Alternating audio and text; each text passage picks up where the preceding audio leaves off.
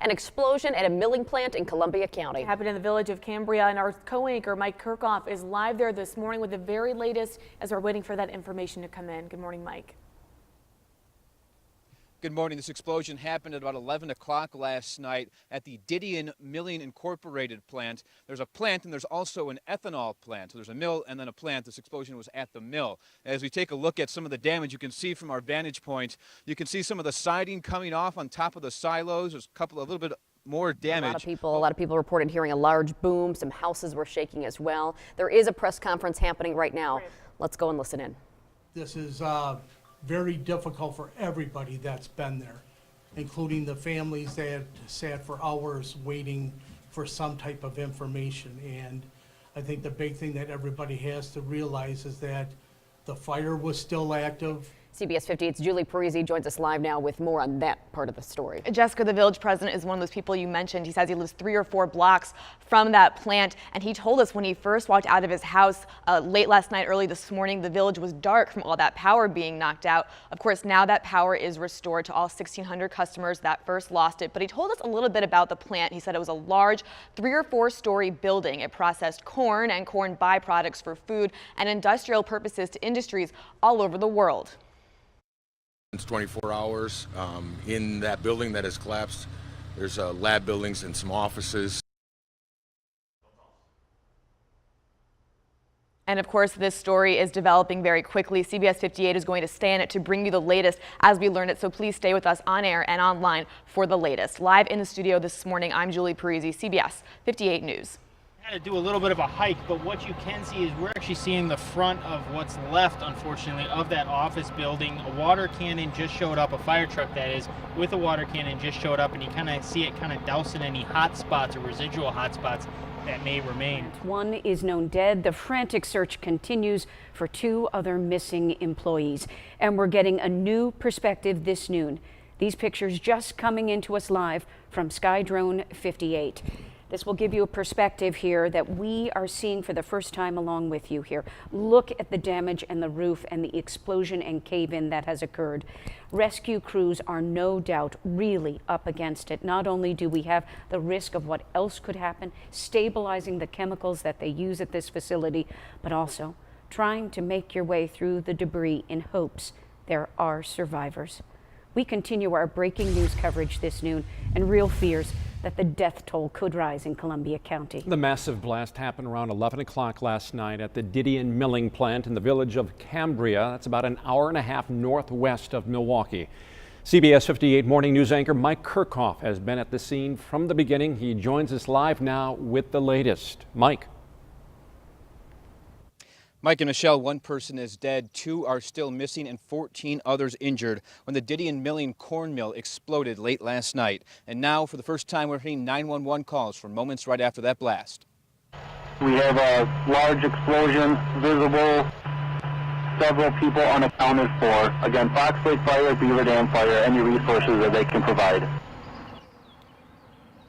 Now, this was the corn mill. There's also an ethanol plant here. The ethanol plant is across the street. That was untouched. We're told the building that was destroyed was 3 to 4 stories tall. It had offices and labs, and it's now completely gone. We spoke with village board member Shannon Dunahee. She, her husband, and their 19-year-old son were among the first on the scene. They were trying to assist people that were walking out, and then they heard the screams of other people. So they got the people away from the building, and then they were there, and then they were trying to pinpoint where they were. I think the big thing that everybody has to realize is that the fire was still active. You had fire departments that were trying to put the fire out to be able to get inside and get to the people that needed their assistance. Dunahee told me the screams were coming from people that were trapped, and one of the people that were trapped was a 23-year-old man. She says that man had both legs amputated. There have been a number of incidents at the Didion Milling plant in recent years. According to OSHA, investigators handed out citations on 3 separate occasions in 2010. In one case, in January of that year, the factory was cited when a worker fell, broke several bones, and had a brain injury. Condolences are pouring in from other milling companies from around the country. A spokesperson for Bay State Milling out of Winona, Minnesota says, "We do know that milling of any kind is dangerous work. Our thoughts are with those affected by this tragedy. At times like these, we are reminded of how important safety is for our brothers and sisters in the industry. Stay with CBS 58 News on air and online as we continue to follow the latest developments involving the victims, the cause, and aftermath of this deadly explosion. The main part of the building has exploded, visible flames. Boy, we're a small town, so it's scary. We're all close. We hope everyone's fine. So it's not much I can think about right now.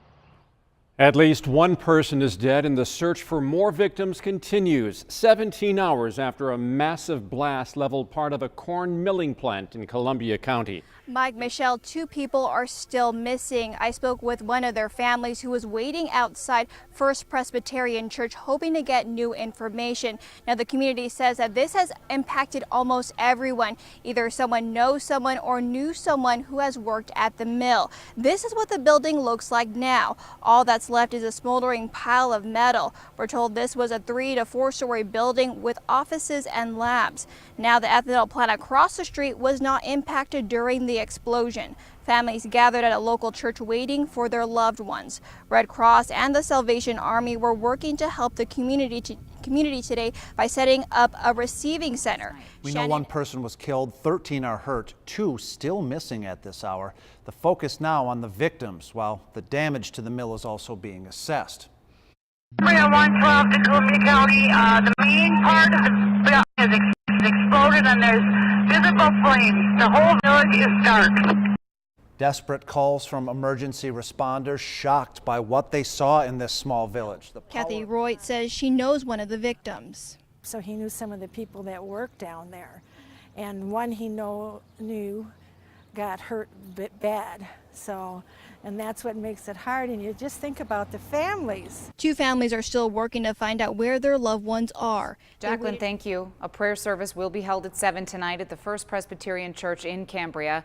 The American Red Cross has licensed mental health professional on site to support anyone who needs it.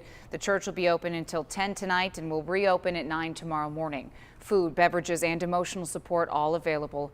Classes will resume tomorrow in the Cambria-Friesland School District, and a benefit fund for the victims, which you heard Jacqueline mention, has been set up through the National Exchange Bank in Cambria. While we don't know what caused the explosion yet, we do know that grain mills can be very dangerous places. According to OSHA's website, there have been more than 500 explosions in grain handling facilities across the country over the last 35 years.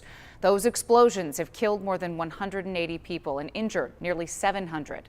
Grain dust, highly combustible, and enough of it, if it gets into the air and there's an ignition source, like for example an overheated motor, that dust can burn or explode. This is the CBS 58 News at 10. I was like, oh, Jesus. My wife came running out. She said, the plant's on fire. A late night explosion. The main part of the building is exploded and there's visible flames. 2 people killed. We will become stronger because of this. And 1 still missing after something went terribly wrong at Didion Milling. Nearly 24 hours after the mill exploded, there's not much left of that corn mill in Columbia County. New tonight, officials say they have no idea what caused the explosion, but vow to continue looking for that final worker who is still missing. Here's what we know. 16 employees were inside the plant at the time of the blast. There was a smaller fire in a different part of the plant on Monday. Now investigators are trying to figure out if that fire and the explosion are connected. Officials just gave an update, and CBS 58's Evan Krugel was there. He joins us live from Cambria with the latest. Evan? Officials believe one person is still trapped inside this mill, and tonight a dangerous search and rescue mission is on as that death total continues to climb. As the sun set over the Didion milling plant, first responders continued poring over rubble, searching for a worker still trapped inside. We are prepared to do this throughout the night. Just before 6 p.m., officials say they recovered a second body at the site. Search and rescue K9 found one of the missing person at about 5:55 p.m. Less than a mile away, Bless all those who mourn. many in this small community gathered to pray. We're going to need that in the long term because this is going to go on for a while. It's been nearly 24 hours since that explosion shook this town of roughly 800. It was like a boom. 2 were killed, 11 were injured, and 1 remains missing. We have no idea what caused this explosion. Pastor Kristen Frederick says family members have been waiting for answers inside her church. You can imagine they're brokenhearted and they're shattered. Regardless of the outcome, she says this community will stand together. I know that this generous, open-hearted community will walk with them every step of the way. Cambria may be small in size. We have an unbelievable heart. Now, officials have still not released the names of those 2 victims. We're told the search for that final worker will continue overnight. Reporting live in Cambria, Evan Krugel, CBS 58 News. Well, the company just briefed us just a few hours ago. Now, again, they did mention that that 3rd worker that they were looking for was found using a K9 earlier this morning. The school did not suffer any damage, but the explosion certainly left its mark on a number of people in this town, including students and staff here. Counselors from several school districts and the Red Cross have reached out to the school district and will be on hand for students if they need it. The district superintendent says they're still assessing what needs need to be met for students and their families. But those victims have now been identified as mill operator Duell Block, forklift operator Robert Goodenow, and pack operator Powell Tordoff. There were 16 employees inside the building at the time of the blast Wednesday night. 11 of them were hurt. Authorities do not know what caused this blast. The company maintains they are meeting industry standards. There are still signs of grief outside Didion Milling. These 5 crosses represent the lives lost in that explosion. But tonight, Didion officials also talked about hope and plans to move forward. In the past month, I've attended 5 funerals. None of them have been easy. At times, his voice cracked with emotion as John Didion, CEO of Didion Milling, updated the Cambria Village Board in the wake of the May 31st explosion.